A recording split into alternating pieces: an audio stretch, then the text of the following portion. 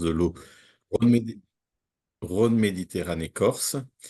Et je vais laisser la parole à mes deux collègues qui vont vous présenter ce webinaire avec moi.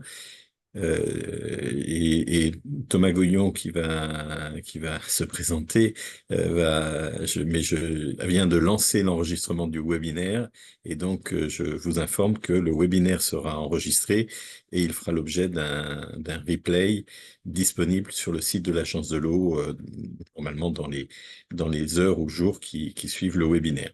Voilà, je vous laisse vous présenter Thomas, Isabelle. Oui. Donc, Thomas Goyon, je suis chef de projet sur la réforme des redevances. Et Isabelle Laurent, experte redevance assainissement à l'Agence de l'eau Rhône-Méditerranée-Corse, et j'ai travaillé sur l'outil du simulateur assainissement qui va vous être présenté aujourd'hui. Très bien. Eh bien, on va passer tout de suite à l'ordre du jour.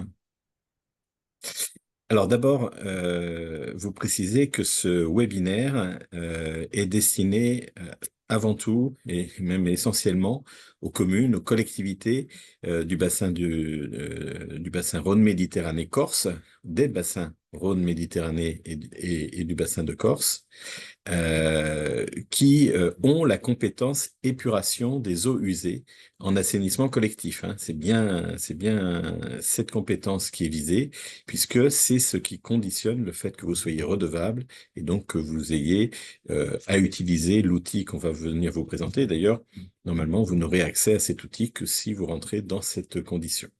L'autre élément, c'est que il faut avoir une station de traitement des eaux usées qui soit d'une capacité supérieure à 20 équivalents habitants. Si vous n'êtes pas dans cette situation, écoutez, vous pouvez rester, mais la présentation, l'outil qui va être présenté ne s'adresse pas normalement à vous.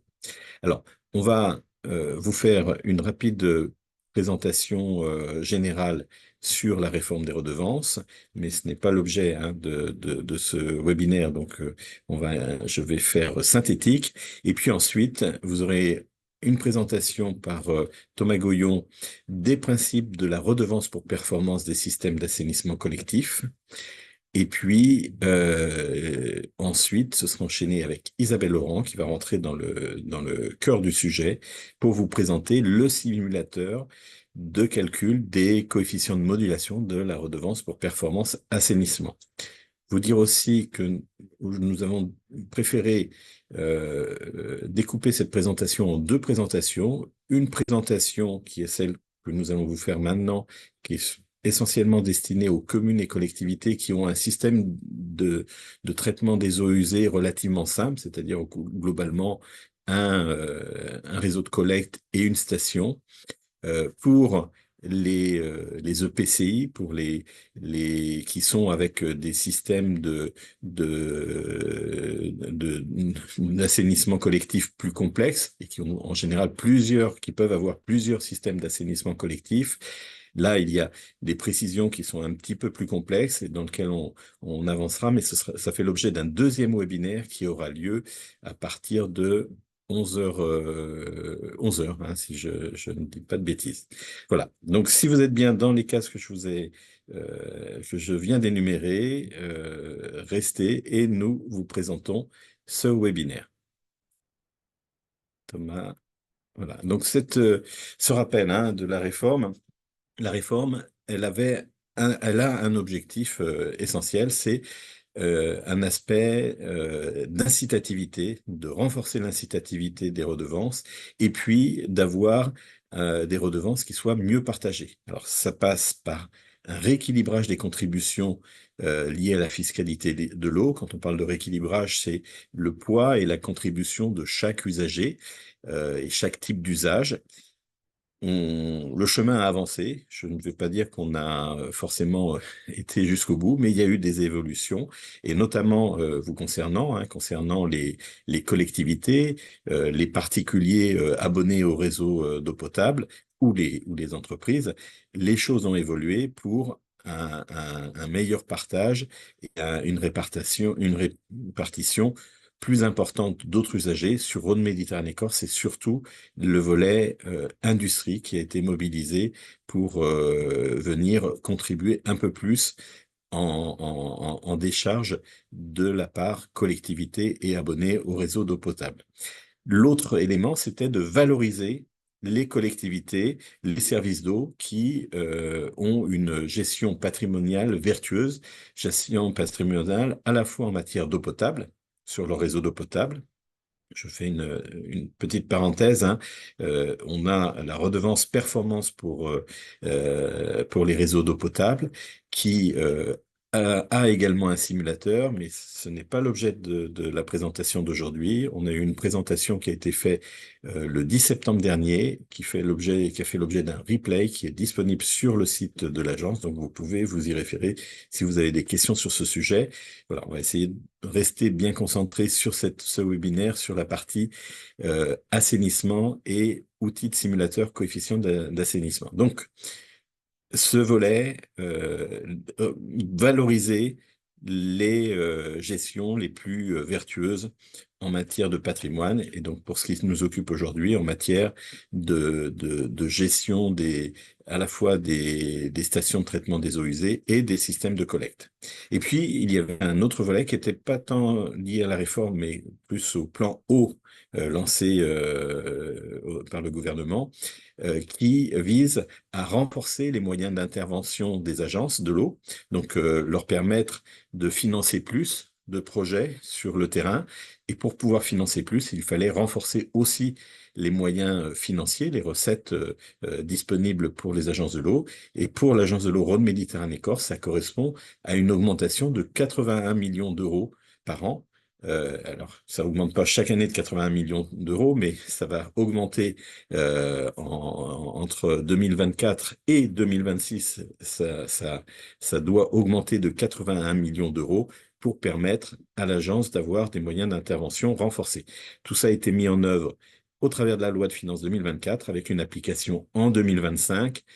Notamment avec le fait qu'apparaissait à partir de 2025 sur la facture d'eau les différentes redevances, redevances consommation et les redevances performance, assainissement et eau potable.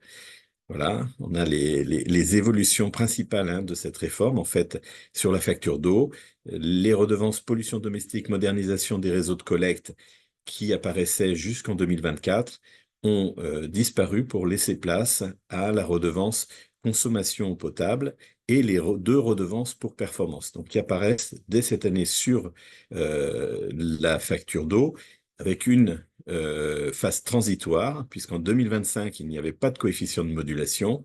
Je ne vais pas dégrossir ça, on va vous en parler dans un instant. Donc, on était sur un système, il y avait un coefficient de modulation, mais qui était forfaitaire. Et c'est à partir de 2026 qu'intervient ce coefficient de modulation spécifique qui est l'objet de notre présentation. On passe à la suivante, mais qui est... Ouais. Ça va être, je vais te Merci Francis, du coup, pour cette donner la introduction. main. Voilà. Ouais. Et donc, je vous propose de rentrer directement dans le vif du sujet avec un rappel sur voilà, les grands principes et les modes de calcul de cette nouvelle redevance pour la performance des systèmes d'assainissement collectif.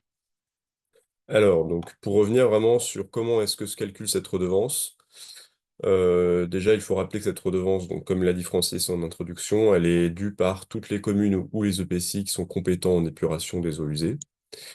Et elle se calcule par la multiplication d'une assiette, qui est donc un volume d'eau qui est assaini et facturé sur une année, quelle que soit la période de collecte. Et ces volumes d'eau, ce sont tous les volumes d'eau qui sont rejetés par les abonnés qui sont raccordés. Donc ça peut être les abonnés domestiques ou les abonnés industriels, hein. Ils sont tous concernés par la constitution de cette assiette de la redevance performance d'assainissement. Cette assiette est multipliée par un tarif qui est déterminé par le comité d'administration de l'agence de l'eau et qui est voté donc en euros par mètre cube. Et ce tarif est modulé, donc multiplié par un coefficient de modulation global, donc qui dans votre cas est donc calculé au niveau du système d'assainissement collectif, hein, de votre station d'épuration. Euh, Ce coefficient de modulation donc, prend en compte un certain nombre de critères qui définissent la performance de votre système, donc l'autosurveillance, la gestion des bouts et la conformité réglementaire, pour faire simple. En 2025, le tarif donc, qu'on voit ici, il a été voté à 3 centimes par mètre cube, et le coefficient de modulation, il a été décidé qu'il serait forfaitaire et donc fixé à 0,3 pour tous les redevables. Donc c'est un coefficient de modulation qui était optimal, ce qui a donné pour toutes les factures émises de 2025 et donc pour la redevance de 2025 un tarif unique de 9 centimes ou on peut arrondir, par contre 0,9 centimes ou 1 centime par mètre cube. En 2026, pour directement faire le lien avec la situation de l'année prochaine, le tarif, lui, il a été voté à 9 centimes, donc il évolue sur les prochaines années. Donc on a 9 centimes par mètre cube pour 2026, et en 2026, cette fois-ci, le coefficient de modulation n'est plus forfaitaire, on a bien un coefficient qui va moduler, et qui va montrer si la station est performante ou pas. Et donc ce coefficient va varier de 1 à 0,3.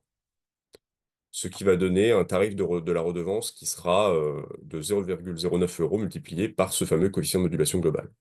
J'attire aussi votre attention pour toutes les communes qui peuvent être concernées par un cas complexe de multi-maîtrise d'ouvrage. Donc, par exemple, si une commune déverse ses eaux usées chez une commune ou une collectivité voisine, on a mis à votre disposition sur le site de l'agence un guide pour ces cas particuliers que vous pouvez consulter et qui vous donne un petit peu les clés de compréhension pour ces cas-là. Euh, Histoire de bien comprendre comment va fonctionner cette nouvelle redevance et comment surtout le cycle de facturation de cette nouvelle redevance va fonctionner, je vous propose de faire le point sur comment les différentes redevances de ces prochaines années vont s'appliquer au fil du temps. Donc là, pour la redevance de 2025, ce que la plupart de vous avez déjà fait, c'est que normalement, avant le 31 décembre de l'année dernière, ou du moins avant la première facture de cette année, vous avez délibéré pour appliquer ce fameux tarif de 1 euro par mètre cube ou 0,009 sur donc ce tarif qui correspond au supplément de prix à appliquer sur les factures de 2025. Ce qui va vous permettre, ce qui vous a permis du coup, comme je l'ai dit, cette année de pouvoir facturer sur toutes vos factures ce supplément de prix à l'ensemble de vos abonnés. Ainsi, en 2026, cette redevance de 2025 sera déclarée de votre part sur le portail téléservice des agences de l'eau, ce qui permettra ensuite à l'agence d'instruire cette redevance et à vous de la payer courant 2026. Donc ça, c'est ce qui se passe pour la redevance 2025. Pour la redevance 2026, donc celle qui sera effective l'année prochaine, c'est là où ça rentre, où ça devient un peu plus compliqué parce que c'est une redevance du coup qui est modulée. Ce qui se passe, c'est que du coup en 2024, donc l'année dernière, vous avez saisi normalement et collecté toutes vos données d'autosurveillance dans Verso notamment. En 2025, donc courant de cette année, euh, il y a le service de police de l'eau qui ont examiné les conformités de vos stations d'épuration et de vos réseaux de collecte. Il y a eu également la qualification de données d'autosurveillance par l'agence de l'eau. Tout ça permet de consolider un ensemble de données qui permettent de remplir le simulateur qui va vous être présenté aujourd'hui. Ce qui fait qu'aujourd'hui, en 2025, à partir de début octobre, là, vous êtes en mesure d'utiliser l'outil de simulation qui est disponible sur le portail de téléservice pour simuler ce fameux coefficient de modulation globale avec vos données de 2024. Ce qui va vous permettre, en multipliant ce coefficient de modulation par le tarif de 2026 qui est de 9 centimes par mètre cube, de calculer le tarif de 2026. Et ainsi, avant le 31 décembre, vous devrez délibérer pour appliquer ce tarif sur les factures de 2026. Ce qui vous permettra, courant 2026, de facturer pendant l'année sur vos factures d'assainissement ce fameux supplément de prix de la redevance 2026 à l'ensemble de vos abonnés.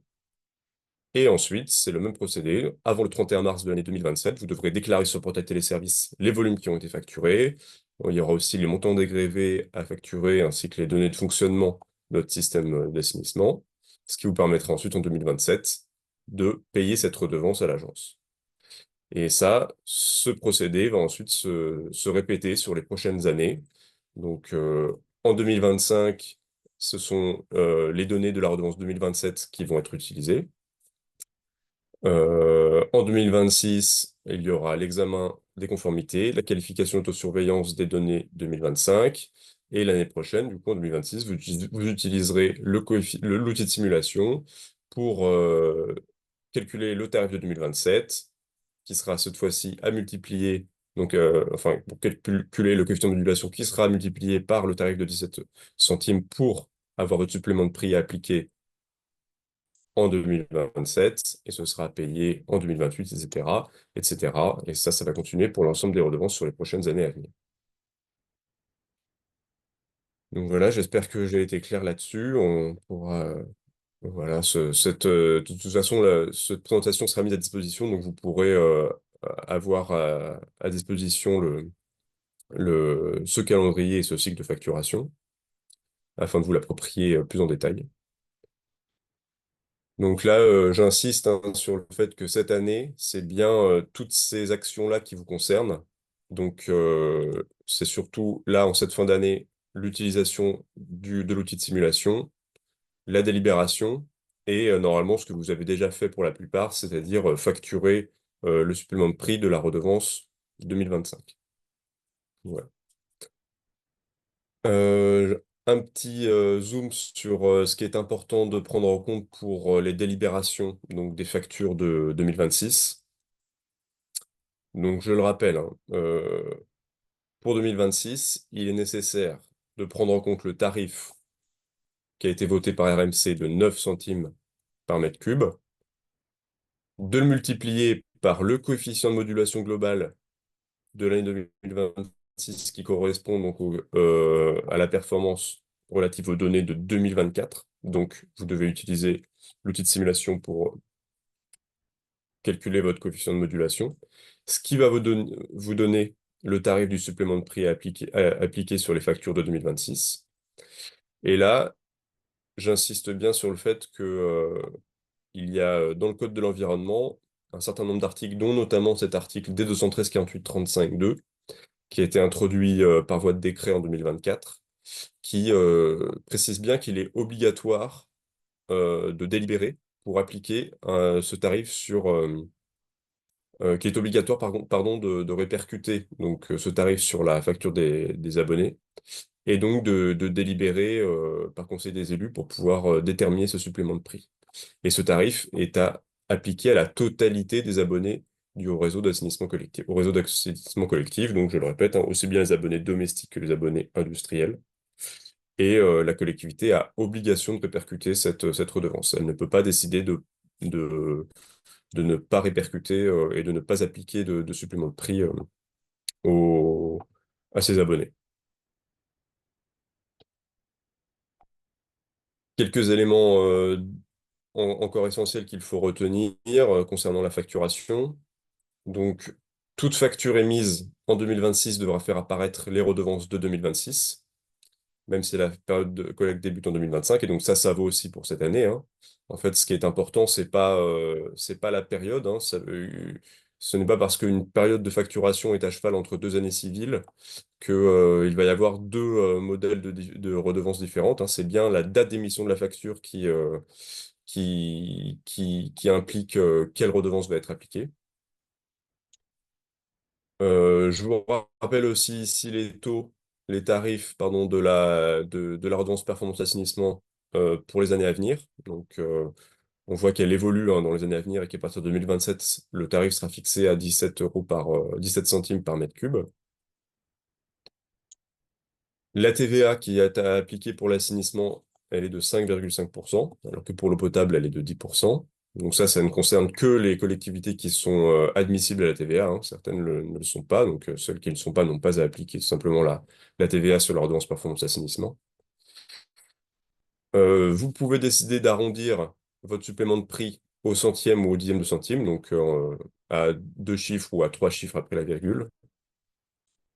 Et pour les modèles de délibération, alors l'année dernière, il y avait des modèles qui avaient été créés par la FNCCR, parce que l'agence de l'eau n'a pas, ce n'est pas le rôle de l'agence de l'eau de pouvoir statuer sur la validité des délibérations. Donc la FNCCR, la Fédération nationale des collectivités concédantes et des régies, avait proposé sur son site l'année dernière des modèles de délibération qui sont toujours disponibles aujourd'hui si vous voulez vous inspirer dès maintenant et qui devraient très prochainement être mis à jour avec le principe de modulation pour 2026. Enfin, un petit rappel sur ce qui se devra se passer en termes de déclaration. Avant le 31 mars 2027 pour la redevance 2026, sur le portail téléservices d'agences de l'eau, vous devrez déclarer les volumes qui ont été facturés, donc qui seront facturés l'année prochaine en 2026, les montants éventuellement dégrevés, les données de fonctionnement de votre système d'assainissement de 2024, qui permettra à l'agence de calculer le coefficient de modulation qui sera appliqué pour la redevance. Et ensuite, vous devrez payer cette redevance auprès de l'agence de l'eau courant 2027. Il sera possible, si jamais, de régulariser les moins et les trop perçus sur les prochaines factures d'eau des abonnés. Donc s'il y a une différence entre les coefficients de modulation qui sont appliqués, ou s'il y a des problèmes d'impayés de la part des abonnés, il sera possible donc voilà, d'appliquer des moins et des trop perçus sur les factures d'eau des des années suivantes. Voilà, alors moi j'en ai fini avec cette partie, cette première partie, enfin cette deuxième partie de généralité sur cette redevance. On va prendre peut-être 10 petites minutes de questions. Oui, On essaye vers 10 heures oui. de reprendre la présentation pour passer vraiment au vif du sujet qui est l'outil de simulation. Merci Thomas. Alors, il y a eu plusieurs questions et d'ailleurs plusieurs fois dans le webinaire auquel j'ai répondu à 2 reprises, mais je vais le dire à l'oral pour tout le monde, pour que tout le monde entende, parce que la question a à nouveau été posée ensuite. S'agissant des règles d'arrondi, la réglementation permet 2 types d'arrondi et c'est laissé à la discrétion de la collectivité, du service d'eau, enfin de l'organe délibérant. Soit vous arrondissez au centime, soit au dixième de centime. Alors certains ont parlé de millième d'euro, un dixième de centime, c'est un millième d'euro, c'est la même chose. Voilà, ça c'est pour l'arrondi du supplément de prix, de la contre-valeur que vous devez reporter euh, sur votre facture d'eau. Alors ensuite, il y a eu des questions à propos des délibérations. Les délibérations doivent être prises normalement avant la fin de l'année pour pouvoir s'appliquer en 2026. Ce qui est certain, c'est que si la délibération n'a pas été prise, vous ne pouvez pas appliquer le tarif qui doit être appliqué en 2026 sur la facture d'eau 2026. Et donc, bon, si la date du 31 décembre 2025 n'a pas pu être respectée, il faudra à minima que votre délibération précède les facturations 2026 pour pouvoir être en mesure de faire une facturation 2026 conforme à la réglementation. Je ne sais pas si vous avez vu d'autres questions, il me semble. Alors, Oui, en effet, il y a une coquille, une erreur dans le diaporama. La TVA pour l'assainissement est bien de 10% et c'est 5,5% pour l'eau potable. Voilà, ok. un échange là-dessus. Donc, merci pour votre vigilance. Donc, c'est bien 10% pour l'assainissement, hein. Et On on va corrigera ça corriger avant dans le de... support qui vous sera envoyé. Voilà, pour le mettre en ligne. Alors, Euh, donc, alors, oui, vas-y. Donc, quelqu'un demande si on a mal calculé le coefficient de modulation pour 2026, peut-on refacturer un complément pour les usagers en 2027? Alors, non, comme je l'ai dit, hein, ce sera pas immédiat comme ça. Ce sera à adapter sur le supplément de prix des redevances des années suivantes. Alors, on va prendre l'exemple, hein, si pour 2000, en fait, il y a un décalage, hein, puisqu'en fait, il faut que vous ayez pu constater le montant que vous avez encaissé au titre de la redevance et le comparer au montant de la redevance qui va vous être appelée. Donc la première fois que vous pourrez le faire, c'est en 2027, quand vous aurez pu constater le montant de la redevance 2025 qui vous aura été appelé en 2026 par l'Agence de l'eau, et vous l'aurez comparé à la somme des suppléments de prix, des contre-valeurs que vous aurez perçus durant toute l'année 2025 correspondant à cette redevance performance. Et quand vous aurez fait la comparaison, s'il y a un trop perçu, ben dans ce cas-là, normalement, enfin, si vous avez collecté plus de suppléments de prix que le montant de la redevance qui vous sera appelé, vous devez, selon la réglementation, adapter le supplément de prix futur en tenant compte de cette plus-value que vous avez fait. Et à l'inverse, si vous avez une moins-value, si vous avez un moins perçu au niveau des suppléments de prix, eh bien, vous pourrez en tenir compte dans le supplément de prix à calculer. Alors, en fait, c'est le supplément de prix qui sera calculé pour 2028, hein, parce qu'on sera en 2027. 2027, le supplément de prix aura déjà été calculé. Donc, le supplément de prix en 2028 pourra être adapté pour tenir compte de ces trop perçus ou moins perçus. Je ne vais pas trop insister, la mécanique est quand même pas si simple que ça. Vous pouvez vous référer à la fois aux plaquettes et puis aux textes réglementaires qui sont très clairs sur le sujet et qui encadrent précisément le sujet. Que faire si la délibération n'a pas été prise en 2024 pour l'année 2025? Alors, du moment qu'elle a été prise avant la première facture de 2025, cela ne devrait pas poser de problème. Ce qui est important, c'est bien que pour appliquer un tarif en 2025, il faut avoir délibéré sur ce tarif avant la Oui. première facture.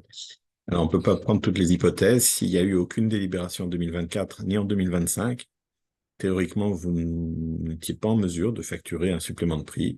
Après, c'est le contrôle de légalité éventuellement ou d'autres. Enfin, c'est pas l'agence qui va aller vérifier cette situation-là. Si vous n'avez pas appelé de supplément de prix, ben, vous n'aurez pas appelé de supplément de prix. De toute façon, l'agence de l'eau en 2026 va calculer votre redevance 2025 et vous appellera votre redevance 2025. Vous aurez, en tant que service d'eau, à payer cette redevance comme vous payez vos factures d'EDF ou différentes charges. Et ça, indépendamment du fait que vous ayez ou non pu percevoir ces suppléments de prix, puisque on va considérer à ce moment-là que vous l'avez intégré dans le montant de votre redevance et dans le prix de l'eau.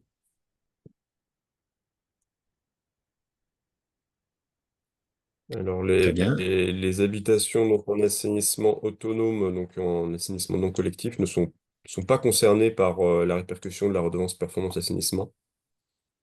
Voilà, en Donc, dessous de tout 20 simplement, ne équivalents seront pas habitants, facturés de ce supplément de prix. en dessous, alors tout dépend de la définition de ce qu'on appelle un assainissement autonome, Voilà, mais en dessous de 20 équivalents habitants, donc en général quand on parle d'assainissement autonome, c'est pas un assainissement de supérieur à 20 équivalents habitants, donc en dessous de 20 équivalents habitants, les systèmes d'assainissement concernés ne sont pas concernés concernés par cette redevance performance. Mais je pense ce sera quelque chose qui sera redit dans la présentation qu'Isabelle Laurent va enchaîner. Très bien. Alors, un lien a été mis sur le simulateur. Ce que je vous propose, c'est peut-être d'enchaîner. On pourra revenir, hein, si vous avez des questions sur la première partie, on pourra revenir, mais on va laisser la parole à Isabelle Laurent qui va vous faire la suite de la présentation. On rentre dans le cœur du sujet sur le simulateur. Très bien, merci. Du coup, l'objectif de cette présentation, c'est de visualiser les écrans et les données qui sont dans le simulateur et que vous compreniez son objectif et son fonctionnement global. Donc, il n'y a pas de manipulation en direct de l'outil, ce sont des copies d'écran qui pourront être utilisées sur le support qui sera mis à disposition par la suite. L'objectif du simulateur, c'est bien de calculer la partie coefficient de modulation globale, qui est un coefficient multiplicateur qui varie de 1 quand les performances d'un système d'assainissement sont mauvais, à 0,3 quand les performances sont jugées bonnes. Ça veut dire qu'il peut y avoir jusqu'à un abattement de 70% de la redevance calculée. L'outil de simulation, il est national, il est le même dans toutes les agences de l'eau, et son objectif, donc, c'est d'estimer le coefficient à appliquer en vue de déterminer le supplément de prix à appliquer l'année prochaine. Cet outil, il est fait pour vous, pour les collectivités, et ainsi les résultats de la simulation ne sont pas vérifiés par l'agence de l'eau. Elles ne sont pas non plus communiquées à l'agence de l'eau. Tout ce que vous saisissez, enregistrez, ajoutez, supprimez, ce n'est pas communiqué à l'agence de l'eau. C'est vraiment un outil en vase clos sur le téléservice des redevances. Enfin, le résultat que vous obtenez, l'estimation du coefficient de modulation globale, n'est pas opposable au calcul que fera l'agence lors du calcul de la redevance en 2027, par exemple, après déclaration fiscale pour l'année de redevance 2026.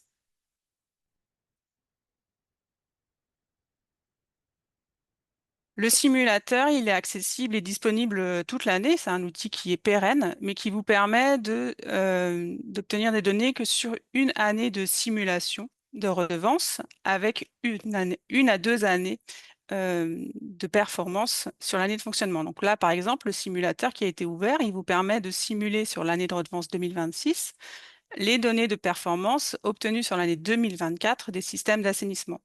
Pour chaque système d'assainissement, le simulateur, il va définir une charge polluante entrante qui va servir à une pondération dès lors qu'il y a plusieurs systèmes d'assainissement sur votre commune ou votre collectivité. Et il va définir un coefficient de modulation par système d'assainissement. Pour chaque système d'assainissement, il y a de 3 à 9 critères qui sont examinés selon la capacité de la station.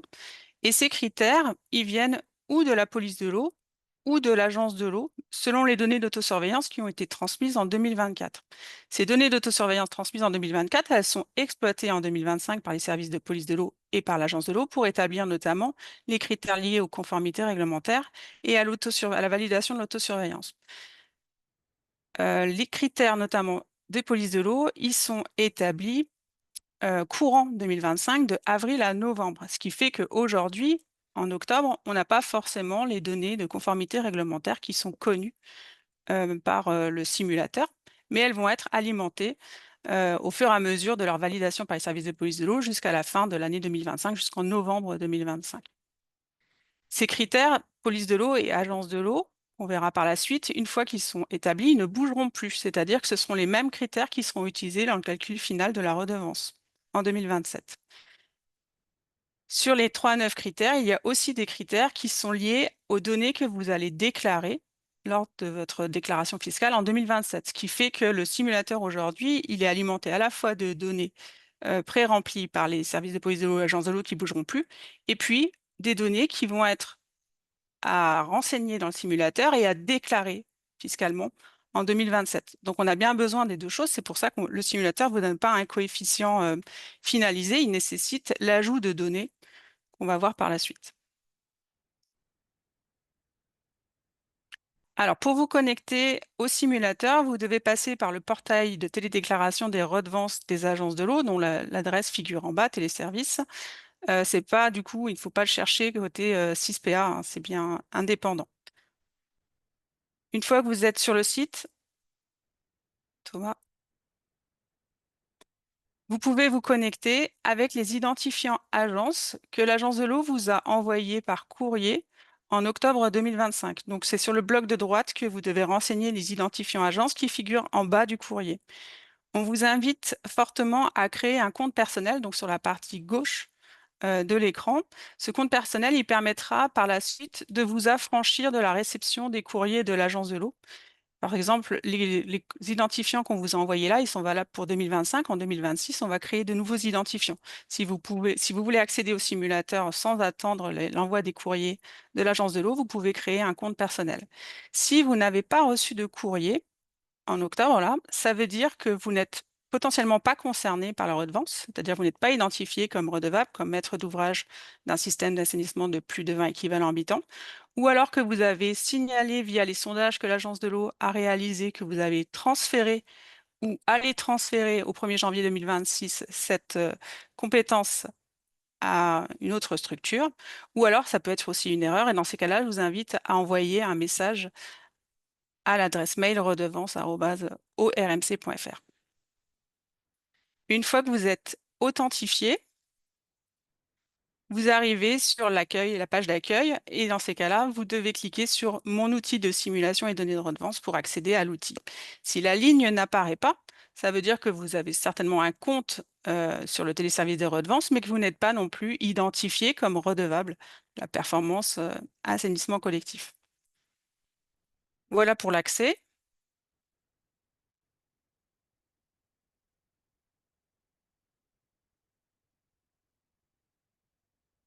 Alors, ouais, je peux tout afficher, Thomas, s'il te plaît. Le simulateur n'est pas, non, pardon. Le simulateur est accessible uniquement aux collectivités redevables après authentification, c'est-à-dire que vos partenaires, les exploitants, les polices de l'eau, les SATES n'ont pas accès au simulateur. Il n'y a vraiment que la collectivité authentifiée. Il n'est pas conseillé, bien sûr, de communiquer vos codes, puisque vos codes et vos identifiants servent également à faire les déclarations fiscales. Donc, il ne faut surtout pas les communiquer à des tiers. Les services de l'agence de l'eau peuvent consulter le simulateur, mais ne peuvent pas modifier les données. Donc, si vous voulez un accompagnement, c'est forcément vous qui ferez les manipulations. L'agence de l'eau n'a pas la main pour faire varier, réinitialiser les données, etc. Et donc, s'il y a un transfert de compétences qui a été fait et que vous n'êtes plus concerné par le simulateur et le besoin d'établir un supplément de prix en 2026, sachez que la nouvelle structure aura la possibilité d'ajouter la STE que vous aviez dans sa simulation.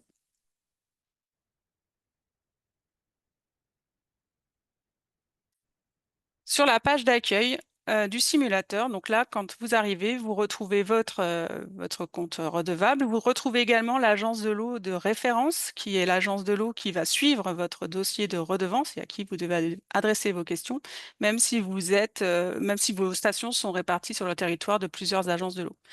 Ce qui est important sur cette page, c'est d'identifier que le coefficient de modulation global, il est ici dans le cadre vert. Ouais.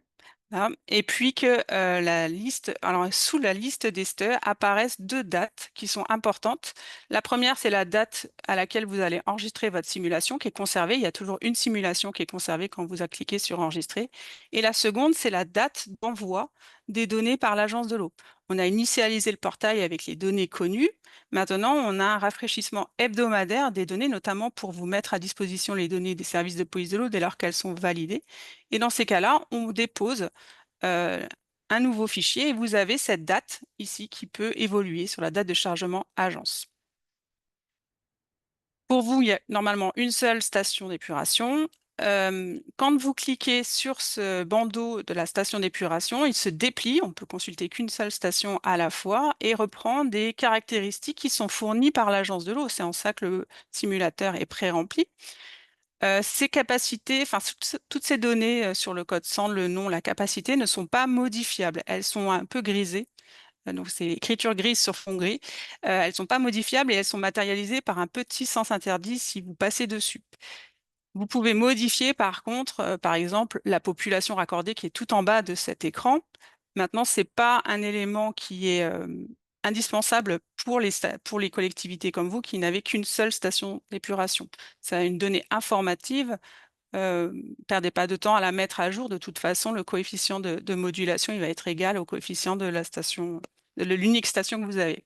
Ce qui est important dans ces données caractéristiques, c'est le type épuratoire. Si le type épuratoire qui est nécessaire pour le calcul de la redevance est erroné, il faut absolument que vous nous envoyiez un message pour qu'on fasse une mise à jour parce que le type épuratoire conditionne certaines questions que vous rencontrez par la suite et s'il est faux, ben, du coup, on ne pourra jamais calculer correctement le coefficient de modulation. Les champs qui sont en vert, ce sont des champs calculés. La plupart se mettent à jour automatiquement, sauf le coefficient de modulation global, là, tout en haut, qu'on va voir par la suite.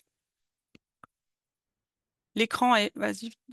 L'écran est différent là sur une station de plus de 2000 équivalents habitants. Par exemple, là, on voit qu'on a en plus des données caractéristiques, une charge moyenne en 30 en DCO mesurée en entrée de station. Là aussi, c'est pareil, s'il n'y a qu'une STE, c'est indicatif et c'est qu'une donnée qui a été fournie par l'agence, mais que vous pouvez modifier à loisir. Si on regarde les données, Thomas, oui, merci. Si on regarde les données qui sont maintenant liées à une station de plus de 2000 équivalents habitants, donc l'ensemble des données sont pré-renseignées selon les éléments connus à l'instant T où vous vous connectez par l'Agence de l'eau et service de police de l'eau. Sur les données liées à l'autosurveillance d'une station de plus de 2000 équivalents habitants, c'est l'Agence de l'eau qui établit la validation annuelle de l'autosurveillance sur la STE ou sur le système de collecte. La présentation sur le simulateur est toujours la même. Sur la partie gauche, vous pouvez modifier les données pré-renseignées. Dès que vous cliquez sur l'une des réponses qui est accessible, le coefficient de simulation change. Sur la partie de droite, vous retrouvez les données connues par l'Agence de l'eau en 2024. C'est elles qui vont servir au pré-remplissage de la simulation. Et pour information, si jamais les données 2024 sont vides, on vous a mis à titre d'information les dernières données validées, les données 2023. Mais elles sont là uniquement à titre indicatif. Sur les critères suivants, donc là, ce sont les critères qui sont liés à l'axe réglementaire. Donc, ce sont des données établies par les services de police de l'eau. Idem, vous pouvez renseigner et modifier les données sur la partie gauche. Sur la partie droite, vous avez les données Agence 2024. Donc, ce sont les données fournies par les services de police de l'eau. Si vous constatez que le champ est vide et qui est matérialisé par un tiret, ça veut dire que le service de police de l'eau n'a pas encore validé les données réglementaires du système d'assainissement et que cela pourra être fait jusqu'en novembre 2025, là par exemple, jusqu'à la date de validation nationale et l'arrêt en fait de l'exercice de conformité réglementaire par le ministère, par la direction de l'eau et de la biodiversité. Donc il est largement possible que les données ne soient pas renseignées. Du coup, vous avez les données 2023 fournies à titre d'information et dès que l'agence aura les données, elles seront envoyées, vous le verrez dans la date de chargement et il y aura un message qui vous proposera d'intégrer ces données. Sachez que sur cette partie réglementaire, la non-conformité en équipement, la première question là, elle est rédhibitoire. C'est-à-dire que si vous répondez non conforme ou si c'est pré-rempli comme non conforme, vous pourrez faire varier tous les critères réglementaires derrière. Le coefficient restera à 0. Sur la page suivante, on a les données qui sont liées à l'axe de performance. Donc cette fois-ci, ce sont des données qui ne sont pas forcément connues par l'agence de l'eau et qui ne sont pas forcément pré-remplies, puisqu'on n'a pas forcément eu l'information via vos données d'autosurveillance. Dans ces cas-là, il faut absolument modifier la valeur qui a été fixée par défaut pour permettre un pré-calcul, mais qui n'est pas rigoureusement exact. Donc, par exemple, là, c'est le cas du coefficient de bonne destination des boues qui, lui, est rempli par défaut à 0,1 pour toutes les stations, mais qui va être à modifier en cliquant sur le petit bouton Calculer. Les rendements annuels qui figurent sur une station de plus de 2000 équivalents habitants sont fournis par les services de police de l'eau. Pour les stations de 200 à 2000 équivalents habitants, voilà, merci. Sur les stations de 200 à 2000 équivalents habitants, il y a aussi des critères liés à la validation de l'autosurveillance. Ces données, elles sont établies par l'Agence de l'eau sur la base des informations qui ont été transmises sur les bilans d'autosurveillance réalisés les années passées. Donc, la présence des équipements d'autosurveillance requis est une réponse à la demande, à l'exigence réglementaire de l'arrêté ministériel du 21 juillet 2015. On s'assure qu'il y a bien les équipements nécessaires en entrée station, sortie station, déversement en tête de station notamment. Si vous avez bien déposé vos données d'autosurveillance sur Verso, normalement, la transmission informatique des données d'autosurveillance selon la fréquence attendue est à 8 et pré-renseignée par l'Agence de l'eau. Le dernier critère sur la transmission d'un rapport de bilan d'autosurveillance montrant le respect des préconisations de l'Agence de l'eau est une nouveauté qui a été introduite en début d'année 2025 avec la mise en place d'un cahier des charges à respecter lors de la réalisation des bilans 24 heures et la transmission obligatoire d'un rapport qui montre le respect de ces préconisations. Il n'est pas activé. En tout cas, pour l'année 2024, il le sera à partir de l'année de fonctionnement 2026, l'année de fonctionnement à venir. Sur les critères de axe réglementaire, donc il y a la conformité équipement, la conformité performance. Idem, même remarque, si les données ne sont pas disponibles, il y a une présence de tiret. Alors, il y a une anomalie aujourd'hui qui va être corrigée ce jour, je m'y engage. C'est qu'il y a un tiret normalement qui devrait apparaître et en conformité équipement et en conformité performance, et c'est pas le cas. Il se peut que pour certaines stations, on voit une non-conformité performance apparaître sur des 202 000, alors qu'en fait, ça correspond à une absence de données réglementaires. Donc ça va être corrigé. Vous allez recevoir un flux qui va rafraîchir ces données et vous verrez bien l'absence de données réglementaires. Sur l'axe performance, les questions dépendent du type épuratoire. Donc, c'est ce que je vous disais au départ, le type épuratoire est essentiel parce que les questions après diffèrent. Donc, il y a toujours le coefficient de destination des bouts qui va être à modifier pour toutes les stations, mais on a des questions différentes selon qu'on soit une boue activée, un lagunage filtre planté de roseaux ou d'autres procédés. Ces données, elles sont à modifier. C'est-à-dire que si on avait des données connues en autosurveillance, l'agence de l'eau l'a pu les remplir, mais la plupart du temps, on n'a pas ces données. Ce sont des données que vous devrez déclarer fiscalement en 2027. Donc là, il faut vraiment les modifier dans le simulateur pour estimer au mieux le coefficient de modulation.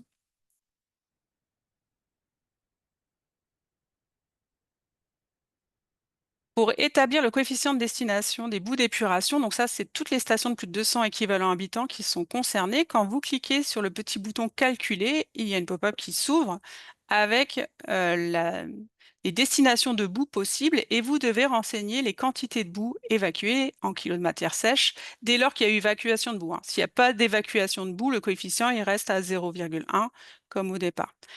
Vous pouvez donc renseigner les différentes quantités de boue selon la ventilation des destinations cendres qui existent. Et quand c'est fini, vous appuyez sur calculer le coefficient et ça va rafraîchir du coup votre simulation.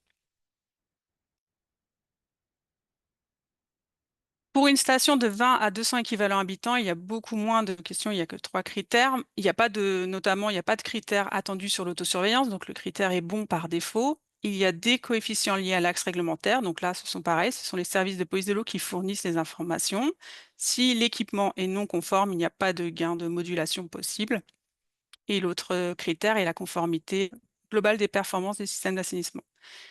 Enfin, il y a un dernier critère sur l'axe performance qui correspondrait à un constat de pollution qui a été établi, mais qui n'a pas donné lieu forcément à une non-conformité en performance. Cette information, elle n'a pas été disponible pour l'année 2024, donc elle est pré-remplie favorablement pour toutes les stations.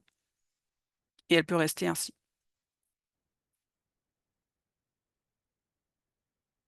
Si vous constatez, normalement vous avez une ou peut-être plusieurs stocks qui sont affichés. Si vous constatez des erreurs dans la liste des stations affichées, que faire? La première chose, c'est que je ne peux pas supprimer une donnée qui a été, une station qui a été envoyée sur le simulateur. Par contre, vous avez la possibilité de cliquer sur une petite coche qui est sous les caractéristiques de la STE qui dit STE incluse dans la simulation. Si vous cliquez sur la coche et qu'elle devient blanche, la station n'est pas prise en compte dans le calcul de la modulation globale. Donc, on ne peut pas supprimer, mais on peut finalement ne pas la retenir dans le calcul. Si vous manque des stations, vous avez tout en bas de l'écran la possibilité d'ajouter une STE. Dans ces cas-là, une petite fenêtre s'ouvre et vous devez remplir les données obligatoires non STE, capacité type épuratoire. Si vous avez le code cendre, vous pouvez le saisir. Si la station existe et est connue de l'agence de l'eau, dès lors que vous fermerez cette fenêtre en validant l'ajout de la STE, les données connues seront remontées. Si la station n'est pas connue ou n'a pas de code cendre, vous pouvez quand même ajouter une station et en fonction du type épuratoire et de la capacité, la liste des questions qui va vous être posée s'adaptera. Une fois que vous avez ajouté une station ou décoché une station, vous pouvez enregistrer pour conserver votre résultat. Sachez que si vous ne le faites pas et que vous revenez vous connecter, vous aurez perdu l'ajout de la station que vous avez pu réaliser. Si vous vous êtes trompé et que vous voulez enlever une station qui est ajoutée, il y a une petite poubelle au bout de la ligne qui permet de la supprimer. Donc, une fois que vous avez vérifié toutes les données de votre station ou de vos stations, vos systèmes d'assainissement, vous devez absolument cliquer sur le bouton Calculer le coefficient de modulation globale. Autant dès lors que vous êtes sur le détail d'une station d'épuration et que vous cliquez sur une réponse à une question, il y a une actualisation directe de la modulation sur la station qui est faite. Autant le calcul de modulation globale, il doit être rafraîchi à la fin de votre travail sur le simulateur. Une fois que vous avez calculé ce coefficient de modulation globale qui apparaît donc tout en haut de l'écran, vous pouvez cliquer sur Enregistrer pour sauvegarder votre simulation. On peut enregistrer qu'une seule simulation, mais on a d'autres moyens de conserver le résultat. Si vous souhaitez, si vous avez commencé une saisie et puis que vous voulez finalement revenir à la simulation que vous aviez enregistrée précédemment, il faut cliquer sur le bouton Réinitialiser. Enfin, le dernier Voilà. La façon de garder les simulations, donc je vous ai dit, on peut enregistrer qu'une seule simulation, mais vous avez la possibilité, avec des petits boutons qui sont en haut, d'ouvrir un PDF qui va vous donner le détail du calcul et les critères qui ont été retenus. Donc je vous invite à générer ce PDF et à l'enregistrer et à le conserver. Comme ça, vous pouvez faire autant de simulations que vous le voulez. Et de la même façon, vous pouvez aussi avoir un export vers un tableur, hein, qui vous donne les coefficients de modulation et charges entrantes retenues. Et puis pareil, vous pouvez les enregistrer et les conserver. Dernier point important, à partir du moment où les données sont connues par l'Agence de l'eau, elles vont être mises à disposition des collectivités sur le simulateur. Ça veut dire qu'on va vous renvoyer un flux de données qui va apparaître dans la date de chargement agence et vous aurez un message qui apparaîtra dès lors que vous avez enregistré une simulation et que des données plus fraîches sont arrivées. Vous avez le choix ou non d'intégrer ces données. Si vous souhaitez intégrer les données rafraîchies, vous devez cliquer sur le bouton réinitialiser à partir des données agence. Vous avez aussi le choix de ne pas le faire parce que ce bouton, en fait, dès lors qu'on clique dessus, on va ajouter effectivement les données police de l'eau qui ont été connues en 2024. On va ajouter les STE, par exemple, que vous nous avez signalé qui manquaient et qu'on va rajouter dans votre simulation. On va aussi faire des correctifs quand vous nous le demandez par mail, mais ça va avoir aussi pour conséquence d'écraser toute saisie que vous avez pu faire. Donc, si vous avez renseigné le coefficient de destination boue, les productions de boue, eh bien, ce travail-là sera écrasé par le fait de réaccepter des données agences. Donc c'est pour ça que j'insiste, il y a quand même une conséquence, mais à partir du moment où vous n'avez qu'une station, je pense que vous pouvez accepter la mise à jour sans problème.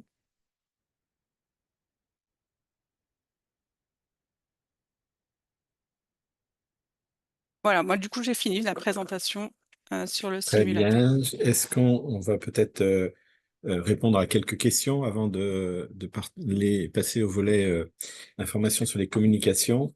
Donc, alors moi j'en ai noté un certain nombre pour lequel, alors j'ai répondu à un certain nombre de questions directement dans le message, dans la messagerie. Il y en a un autre qui vont être plus. Je vais solliciter Isabelle Laurent pour pouvoir apporter des réponses. Donc, dans les réponses que j'ai formulées, il y avait des questions par rapport pour savoir si les explications que j'ai données tout à l'heure sur l'histoire de moins perçus ou trop perçus correspondaient au dégrèvement. Non, ça correspondait pas au dégrèvement. C'était bien pour parler d'éventuels impayés qui auraient pu avoir un impact. Les dégrèvements sont également prévus. C'est l'objet d'une déclaration spécifique et c'est là aussi très bien cadré par les textes. Donc, je ne vais pas le développer. Juste attirer quand même l'attention sur les dégrèvements. Si vous avez des dégrèvements en cours d'année, à ce moment-là, vous les avez intégrés dans vos volumes facturés réellement et au moment de la déclaration, vous n'aurez pas à en parler puisque vous allez déclarer le volume facturé qui tiendra compte du dégrèvement de l'année. Un dégrèvement sur la facture de l'année et un dégrèvement qui est intervenu tout de suite dans l'année. Donc, les dégrèvements que vous aurez à déclarer, ce sera uniquement sur les années antérieures. Donc, par exemple, en 2026, vous n'aurez aucun dégrèvement à déclarer, puisque les seuls dégrèvements que vous pourriez déclarer, ce serait sur les années 2024 et antérieures, et en 2024 et antérieures, il n'y avait pas de redevance pour performance. Donc, vous n'aurez pas de dégrèvement à déclarer en 2026. C'est uniquement en 2027. Voilà, ça c'était pour les éléments. Peut-être rajouter sur les impayés, parce que c'est un sujet qui vient souvent sur la table. Alors, la réglementation, encore une fois, a prévu un mécanisme, mais qui sera avec un décalage important, il faut le reconnaître, pour pouvoir tenir compte des moins perçus ou des trop perçus. Je ferai juste remarquer que l'Agence de l'eau va vous appeler les redevances performance à partir du mois d'avril, mai, pour les premières, avec en général un certain temps pour pouvoir les payer. Donc vous allez, les premières redevances perçues par l'agence, redevances performance perçues par l'agence, on va dire que ça va être aux alentours du mois de juin, et ça va s'étaler jusqu'à la fin de l'année pratiquement. Donc en moyenne, si on fait une moyenne, ça va être plutôt juillet-août, et c'est encore parmi les premières. Ça veut dire que vous aurez collecté pendant 1 an et demi ces suppléments de prix, donc les suppléments de prix de l'année 2025, plus la moitié des suppléments de prix 2026, au moment où vous fera votre premier appel à cotisation, enfin à paiement de la redevance, pardon. Donc, voilà, je veux bien qu'on parle d'impayés, mais en l'occurrence, si c'est une problématique de trésorerie, puisque les impayés, à un moment, vous les rattraperez, ou si vous ne les rattrapez pas, il y aura le dispositif qui est prévu par la réglementation pour en tenir compte. Mais au moment où vous paierez votre redevance, vous aurez devant vous normalement 1 an et demi de collecte de supplément de prix de redevance performance et vous ne devriez pas être en situation de difficulté de trésorerie. Enfin, vous serez plutôt bénéficiaire en termes de trésorerie au moment où sera appelée la redevance. Voilà, j'arrête l'explication ou la démonstration sur ce sujet, mais c'est important parce que c'est des sujets qui reviennent régulièrement et donc il faut pouvoir le dire. Alors, peut-être prendre des questions techniques. Je vais en relayer quelques-unes à Isabelle Laurent et puis Thomas complétera. Donc, une première que j'avais notée, Isabelle, c'était les rapports des bilans 24 heures de moins de 2000 équivalents habitants doivent être réalisés à partir de janvier 2026, point d'interrogation. Il me semble que vous l'avez dit, mais ça mérite de le préciser. Alors, effectivement, il devait être mis en place dès que la réglementation est parue et dès que l'information est parue sur le portail assainissement collectif. Pour autant, on a une souplesse dans la mise en œuvre de la redevance de ce critère et on l'appliquera concrètement seulement à partir de l'année de fonctionnement 2026. Donc, effectivement, c'est à mettre en œuvre au 1er janvier 2026 pour ne pas avoir de pénalité sur la redevance performance assainissement collectif. Très bien. Alors, j'en ai d'autres, hein. Je vais les lister, puis Laurent prendra le relais sur celles qui suivent. Pour le coefficient de destination des boues, le coefficient de destination autre station, est modulable comment? Alors, effectivement, dès lors que les boues vont sur une autre station d'épuration, la réglementation dit que c'est le coefficient de cette autre station d'épuration qui s'applique. Sauf que la station d'épuration, vous ne pouvez pas forcément la connaître, elle n'est pas forcément dans le périmètre de votre commune. Donc là, ce qu'on vous propose, c'est de laisser le coefficient maximal par défaut pour faire votre estimation. Après, il faudrait se renseigner auprès de la collectivité qui a cette station d'épuration destinatrice des boues pour ajuster ce coefficient. Mais effectivement, si vous n'avez pas la connaissance, partez sur un coefficient maximal de 0,1, puisque le coefficient de destination de boue varie entre 0 et 0,1. Autre question, comment connaître le type épuratoire de la station? Je ne suis pas sûr d'avoir complètement compris la Alors question, mais si, parce peut-être que que vous. le type épuratoire, en fait, il y a un type épuratoire qui est un peu lié à l'application des redevances, savoir si on attend une production de boue ou pas, et ça ne concerne que les boues activées, ou si on attend un curage des installations, et ça concerne les lagunes et filtres plantés de roseaux. Dès lors que vous n'êtes pas boue activée, lagune ou filtre planté de roseaux, considérez-vous comme autre procédé, et la liste des questions s'adapte. Si vous êtes lagune, enfin si votre station est une lagune ou un filtre planté de roseaux, on attend comme critère un curage tous les 15 ans des bassins, sauf dérogation sur avis SATES ou étude bathymétrique qui devra être justifiée à l'agence de l'eau. Mais en tout cas, la fréquence affichée est de 15 ans, ou si la station a été mise en service il y a moins de 15 ans, bah, le coefficient est bon par défaut. Alors, autre question très spécifique, là, pouvez-vous dire où est pris la charge DCO retenue? Alors, la charge DCO retenue pour une station de moins de 2000 équivalents habitants, c'est une estimation sur la base de la population raccordée. Cette charge DCO retenue, elle ne sert qu'à pondérer finalement le coefficient de chaque système d'assainissement dans le calcul du coefficient de modulation globale. Si vous n'avez qu'une station, il n'y a pas besoin d'affiner cette donnée de charge DCO retenue. Pour une station de plus de 2000 équivalents habitants, la charge DCO retenue, elle est liée à la mesure qui est faite en entrée station de la pollution en DCO. Merci Isabelle. Alors, dans quel document trouver les éléments à mettre dans coefficient axe performance? Alors, ce sont essentiellement dans les bilans annuels de fonctionnement qui sont réalisés ou dans les données d'autosurveillance. Enfin, après, le coefficient de l'axe performance, c'est la production de boue et puis c'est la destination des boues. Et la destination des boues, ben, ça, c'est effectivement, c'est plutôt dans. Normalement, ce sont des données à transmettre en autosurveillance, mais vous les avez aussi normalement récapitulées dans le bilan annuel de fonctionnement. Voilà. Une question, une interrogation, peut-être par rapport à ce qui a été présenté. Si le SATES dit il n'y a pas besoin d'évacuer les boues, pourquoi le coefficient est meilleur si l'on évacue, si l'on en évacue? Voilà.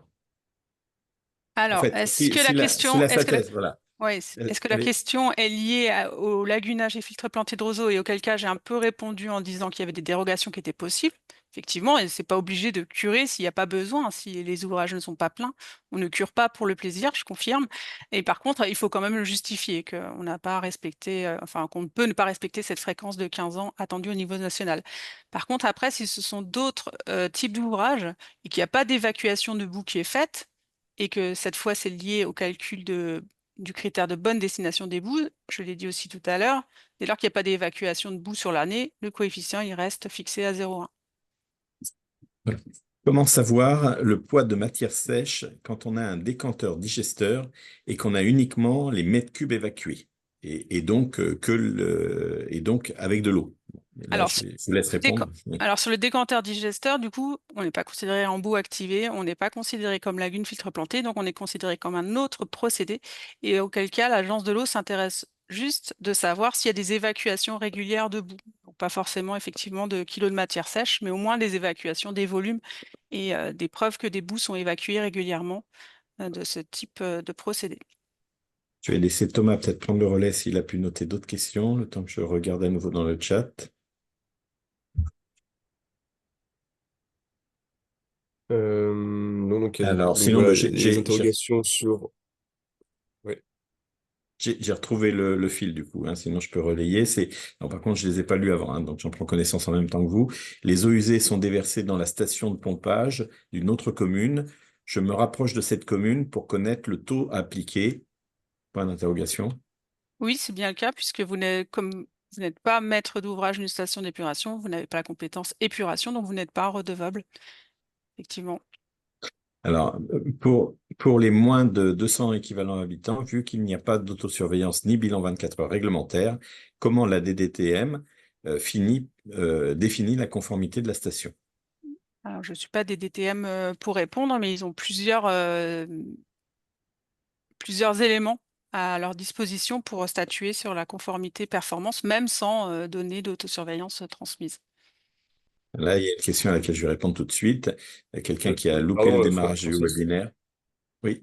Juste une petite précision hein, sur la question d'avant sur les eaux déversées dans une autre station d'épuration voisine. Cependant, il faudra tout de même donner à la collectivité chez qui on déverse la redevance qui est perçue auprès des abonnés. Il y aura quand même un mécanisme de collecte du supplément de prix et de reversement des montants collectés auprès de la redevance qui va traiter les effluents. Et tout ça est à découvrir plus en détail hein, dans le guide des cas particuliers qu'on voit d'ailleurs ici, qui est sur le site de l'agence. Très bien, oui, important. Merci Thomas d'avoir apporté cette précision. Donc quelqu'un qui a loupé le démarrage du webinaire, donc je confirme, on l'a dit au début, hein, le webinaire est enregistré, il sera disponible en replay assez rapidement à l'issue de ce webinaire. Alors, certains me disent, on ne voit pas mes réponses. Alors, normalement, on voit mes premières réponses. Je vais vérifier, mais elles ont été partagées avec tout le monde. En revanche, sur les dernières qui ont pu être communiquées par Isabelle Laurent, c'est normal puisque je n'ai pas répondu à ces questions. C'est Isabelle Laurent qui l'a fait à l'oral. Alors, je poursuis. Le bilan 24 heures sont bien réalisés tous les 2 ans. 400 équivalents pour une 400 équivalents habitants. Effectivement, pour une station strictement inférieure à 500 équivalents habitants, les bilans d'autosurveillance sont réalisés une fois tous les 2 ans et ça, c'est bien pris en compte hein, dans le simulateur. On fait bien le cumul des bilans envoyés sur les 2 dernières années pour évaluer le critère. Donc, afin de calculer la redevance 2026, sur quelle année porte l'assiette à prendre en compte? Alors, je peux répondre peut-être, Isabelle. En fait, toute la présentation qui a été faite, hein, on porte sur le coefficient de modulation, non pas sur l'assiette. Donc là, on l'a dit, c'est pour le coefficient de modulation 2026, ce sont les données 2024 qui sont prises en compte.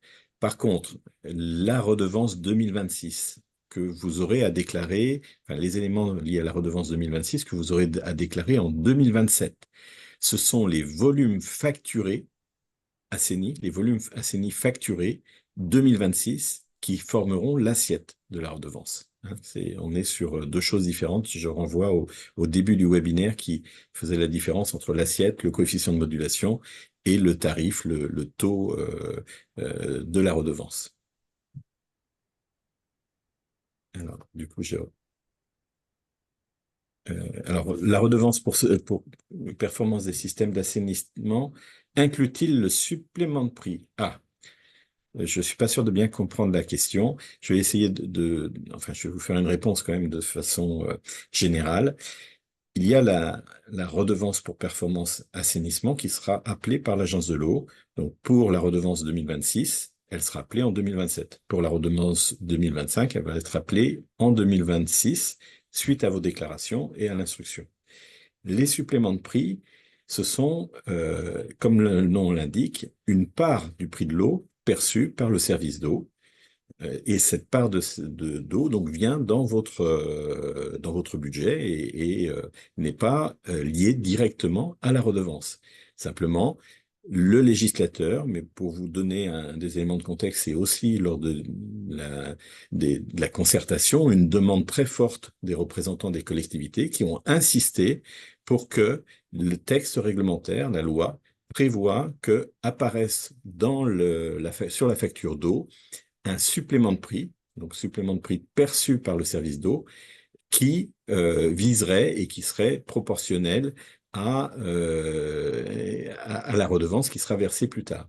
Mais il n'y a pas de lien direct entre le montant total perçu au titre de ce supplément de prix et le montant que vous aurez à verser sur la redevance. Alors, il n'y a pas de lien direct.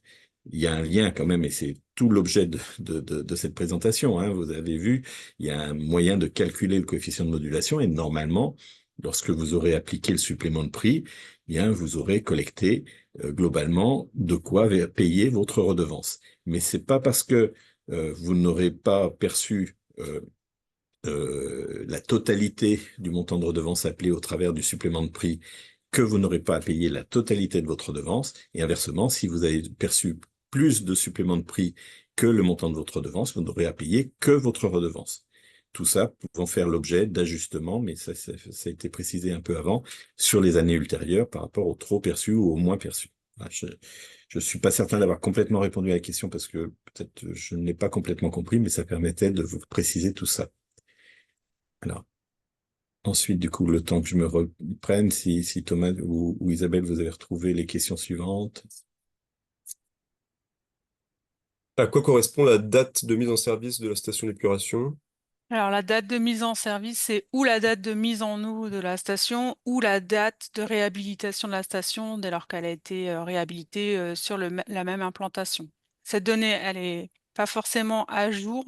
Vous formalisez pas avec ça, sauf si c'est une lagune et un filtre planté de roseau, auquel cas il faut faire remonter l'information à l'agence de l'eau via la boîte mail redevance@ormc.fr pour qu'on mette à jour et que ça n'impacte pas défavorablement le calcul de la redevance. Mais sinon, c'est plutôt une donnée informative. Transmettez-nous l'info, on mettra à jour pour la prochaine fois. Mais voilà, on a un niveau de certitude qui est assez bas sur ces dates de mise en service. Je vois une Donc, y question. aura-t-il un modèle de délibération Voilà. pour les suppléments de Et prix? Alors, oui, Thomas, tu oui, vas répondre. oui, oui, en effet, il y a déjà des modèles de délibération qui sont disponibles sur le site de la FNCCR, mais qui correspondent à ceux qui ont été produits l'année dernière. Et la FNCCR, normalement, a annoncé qu'ils allaient mettre à jour ces modèles, donc prochainement. Mais vous pouvez d'ores et déjà vous inspirer des modèles qui sont déjà disponibles. Voilà. Mais dans tous les cas, une mise à jour sera faite avec le prise en compte de la modulation dans les jours qui viennent. Voilà, j'en profite pour préciser que c'est bien la FNCCR hein, qui élabore et qui propose ces modèles de délibération. Les agences de l'eau ne proposent pas de modèle de délibération. Et je profite aussi de l'occasion pour vous dire que les agences de l'eau n'ont pas compétence sur le contrôle de légalité de ces délibérations, hein. C'est le contrôle de légalité des délibérations normales qui peuvent éventuellement intervenir si ces délibérations n'étaient pas conformes à la réglementation. Mais ce ne sont pas les agences de l'eau. Je crois qu'on a fait le tour. Juste, en effet, juste pour insister, hein, il y a donc des messages de nos collègues qui nous demandent de faire passer le message que voilà, en 2026, là, avant le 31 mars de l'année prochaine, vous devrez bien déclarer sur le portail des téléservices des agences de l'eau les volumes qui ont été facturés courant 2025 pour pouvoir payer ensuite courant 2026 la redevance de 2025. Donc il y a bien en début d'année prochaine des volumes facturés en 2025 qui ont été assainis à déclarer sur le portail téléservice des agences de l'eau. Et après, je crois qu'on a fait un peu le tour des questions, et ça tombe bien parce qu'on a déjà Oui. dépassé Et je un petit voyais peu une l'horaire. observation sur le fait qu'on ne voyait pas mes réponses. Bon, c'est étonnant, j'ai Oui, en fait, revérifié. t'as envoyé uniquement aux hôtes et aux Ah, panélistes. Donc, il faut bien envoyer à tout le monde. Mais j'ai renvoyé ah, du coup voilà. une copie de ton message. D'accord, bon, bah, très bien. Et donc, Ah, juste pour finir, hein, voilà, il y a quand même un ensemble de documents qui sont mis à votre disposition pour comprendre tout ça. Donc, ça va des documents qui sont interagences donc avec la foire aux questions qui est assez complète sur toute la réforme. Et puis après, il y a tous les documents qui sont spécifiques à la redevance performance assainissement qui sont aussi disponibles sur le site de l'agence, aussi bien sur la page de la réforme des redevances, mais aussi sur la page de la redevance performance du système d'assainissement, où vous retrouverez notamment la plaquette sur le simulateur qui explique vraiment comment ça fonctionne, la notice. Il y aura aussi le guide des cas complexes. Et vous retrouverez aussi un tutoriel vidéo qui est assez court et qui est assez pédagogique, qui vous permettra, en plus du replay de ce webinaire, de retrouver comment tout cela fonctionne. très Voilà. bien. Eh bien, On a fait le eh tour. bien, écoutez, merci à tous. Merci pour votre intérêt pour cette présentation. Et encore une fois, vous pourrez retrouver, euh, Thomas Goyon vient de le dire, toutes ces informations sur le site de l'agence avec des liens, y compris sur le site Interagence qui vous donne aussi d'autres informations. Et puis, vous retrouverez bientôt le replay de ce webinaire. Voilà. Merci à mes collègues qui ont assuré cette présentation et puis merci aux participants du webinaire. Bonne journée. Au revoir. Bonne journée.